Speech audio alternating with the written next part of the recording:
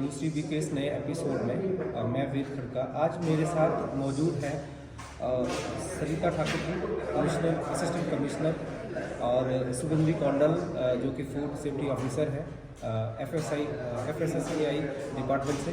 आज हम जानने की कोशिश करते हैं कि जो FSSAI सर्टिफिकेट है उसमें क्या नया बदलाव है, रजिस्ट्रेशन की प्रक्रिया क्या है, फीस क्या है, ये सारी चीज़ें हम आज जानने की कोशिश करते हैं। मैडम, स्वागत है आपके चैनल में। मैडम, जो अब आज के इस व्यापार मंडल के प्रोग्राम में जो FSSAI सर्टिफिकेट की जो नई रजिस्ट्रेशन प्रक्रिया फीस है उसके बारे में हमारे दर्शकों को आप जानकारी शेयर करेंगे। लाइसेंस और रजिस्ट्रेशन के लिए आपको ऑनलाइन ही अप्लाई करना होगा। अब ऑफलाइन कुछ भी नहीं है, सारा जो प्रोसीजर है वो ऑनलाइन ही है। इसमें साइट का जो नाम है firstcost.fsci.gov.in, और आप इसमें अपने मोबाइल पे भी गूगल प्ले स्टोर में फूड सेफ्टी कनेक्ट ऐप को इंस्टॉल कर सकते हैं और उसमें भी अप्लाई कर सकते हैं। तो लाइसेंस और रजिस्ट्रेशन, लाइसेंस जिनका टर्नओवर 12 लाख से ऊपर रहता है उनके लिए अप्लाई होगा। ये सब कुछ आपको जब आप अप्लाई करेंगे तो उसमें स्टेप वाइज आपको मिल जाएगा कि आपने कहाँ तक जो आपकी टर्नओवर है वो कितनी है। अगर अप टू 12 लाख है तो मतलब आपका रजिस्ट्रेशन होगा।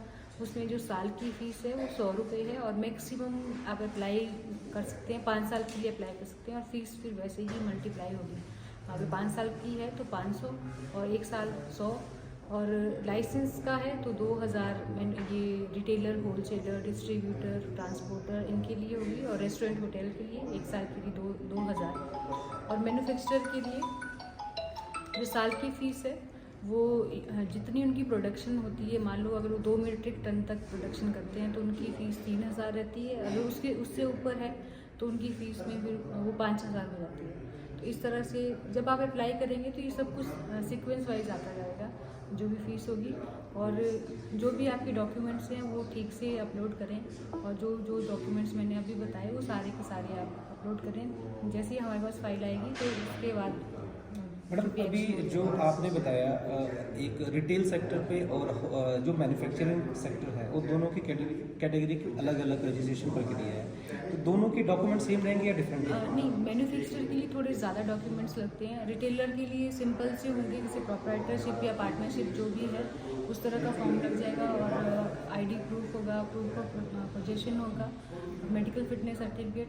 और मैन्युफैक्चरर के लिए जो भी उनकी प्रोडक्शन यूनिट होगी उसका लेआउट प्लान लगेगा, साथ में जो मशीनरी उन्होंने रखी होगी उसका लिस्ट लगेगी, और साथ में जो फोटोग्राफ्स होंगे प्रोडक्शन यूनिट के वो, और एक रिकॉल प्लान लगता है उनका, वो बहुत ज़रूरी है।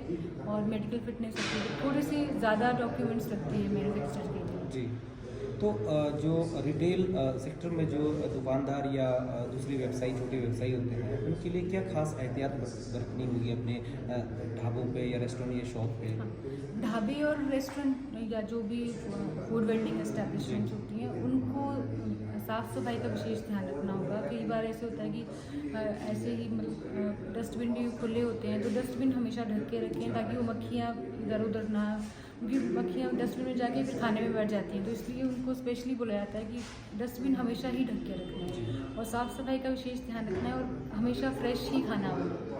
और रिटेलर का ये है कि जो भी वो पैक्ड फूड बेचते हैं, जो पैक्ड होगा उसमें सारा लेबलिंग लगी हो, जैसे मैन्युफैक्चरिंग डेट होगी, expiry date, manufactured by, batch number, FSSAI number जो होगा, ये सब कुछ ज़रूरी है, मैंडेटरी है उसमें, जो भी वो पैक्ड आइटम्स बेचेंगे।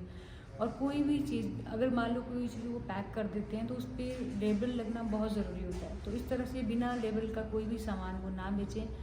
और साथ में जो भी वो पैक करें उसमें कुछ ना कुछ मतलब पैक्ड बाय, कब तक वो चलेगा, कब तक उसकी डेट क्या थी पैकिंग की, ये सब कुछ लिखना बहुत ज़रूरी हो जाता है। जी, बहुत बहुत शुक्रिया आपका जानकारी साझा करने के लिए, धन्यवाद।